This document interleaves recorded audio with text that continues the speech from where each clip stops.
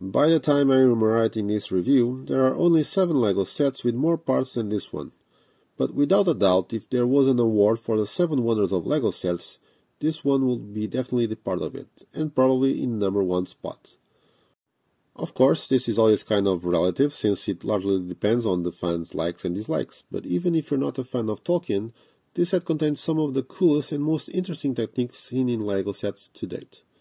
And now, after a while since it was released, is it still that amazing? Let's see. It's the biggest set I've ever built. This 10316, the Lord of the Rings Rivendell, contains 6,167 elements and a recommended retail price of €500 or dollars, equivalent to a price per piece of 8 cents.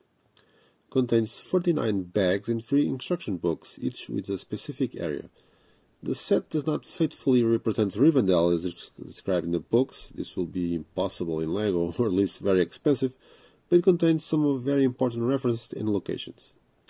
In the first book, we have a brief historical introduction to Rivendell, some notes and references to the team of designers in charge of designing the set, where I highlight Mike Psiaki, known for his incredible and geometrical perfect creations, Chris Perron and Wes Talbot.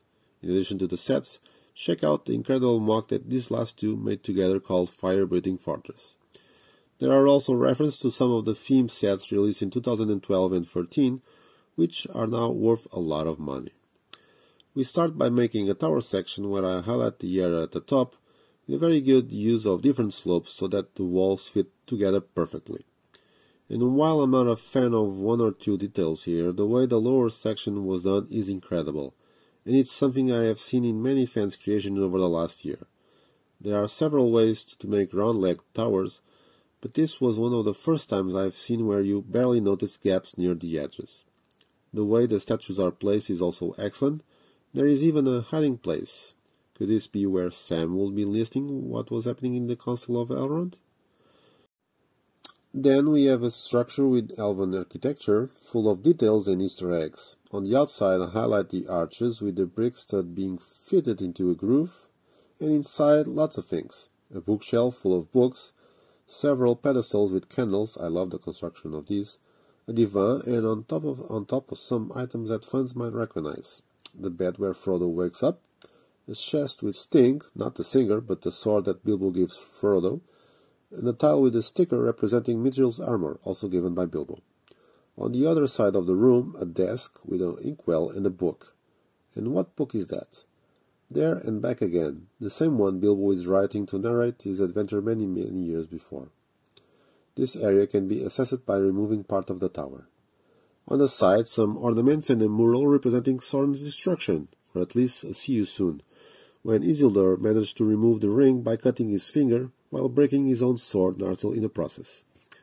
We still need to talk about the roof, and the several dozens one-by-one tiles that we'll place in this set.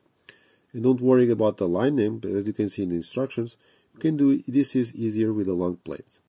Second book, a section with a bridge and a gazebo, and a few more things. Starting with the bridge, it appears a few times in the films, including in the scene between Arwen and Aragorn.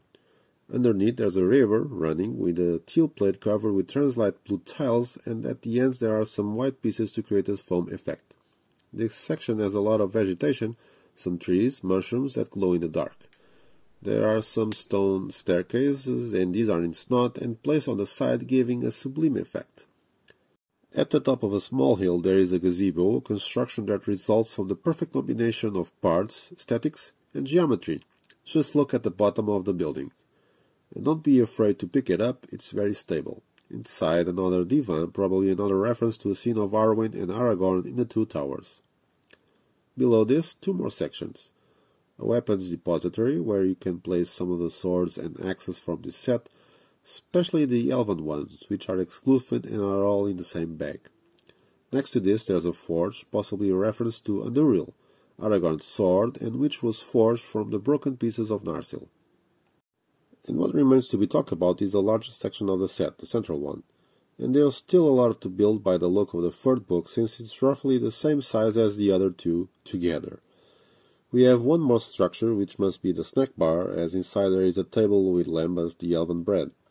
The color combination is very beautiful, and the articulation between pieces and techniques is perfect. On the roof, a few dozen more tiles to place. and these are not the last ones. On the side, a marble bench and two trees, one of them huge, with a technique which I loved. It can be a little repetitive since we have the same step 15 times, but the end result is interesting. Inside a large hall, the floor immediately catches your eye. It is covered in printed tiles with a beautiful pattern. Be careful to place them in the correct position, since the corners have different colors, and between 2x2 and 2x3 pentagonal tiles there are more than 70 elements, and the latter allowing to create huge designs like this. There are many pedestals and tables or desks inside with stickers, maps, pictures or books that some of you may recognize. One with the two towers, maps, and another one with mountains and Barad-dûr once again. They were really saying what was coming next year. But what impressed me the most was this kind of sextant or telescope. There is a staircase that leads to the top floor with balconies and a statue with Narsil's broken sword. Outside there are several murals, the large one depicting the creation of the Rings of Power, and two paintings, one with the city of Ost in Edil, and the other one with the boat and Rivendell, Elrond's father. It could also be a reference to Valinor, where the elves come from. All that remains to talk about is the most important and iconic feature, the area where Elrond's council is taking place. First, a huge tree with branches and roots that extend everywhere. Then the chairs with the incredible NPU details and nice parts usage, with ice creams for backrests and sausages for armrests. In the center, another beautiful pattern made with printed tiles, and a pedestal with a good-looking structure where the ring is placed. And here is perhaps the biggest Easter egg of all. By removing this section, Sauron's eye is revealed. It truly is an all-seeing eye. And here is the finished set. These three sections can and should be placed together, but you should never try to pick all three at the same time.